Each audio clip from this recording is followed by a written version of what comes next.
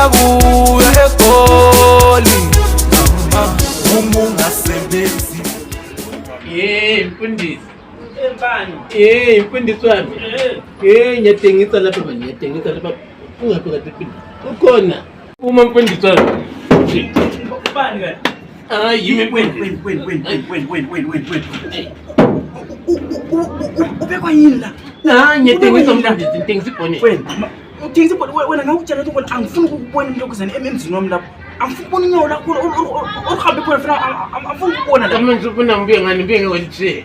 Ukuthi kahle Thatha into kwelophu uhambe manje. hayi Thatha into ngiyazama manje igoli manje. Igoli kunzima uma ungasebenzi. Ngiyakutshela. Thina sizokula umphakathi, ushiso umphakathi. Uyashukuza abantu ezishiso umphakathi lokuzane. Hayi, Yini le? ukuzwa khuluma lokuzeni uDJ izinto zabantu. Uyizwile ingoma entsha kaDJ izinto zabantu. DJ izinto zabantu. Ithi yona eGoli ziyabuya uma ungasebenzi. Ayitshela le ngoma. Wena izinto zakho zihlangane ikhombo straight. Yini? Ithi izinto zabantu angiyabona kwayizwa ingoma yakho iyabulala. Ingoma leyo.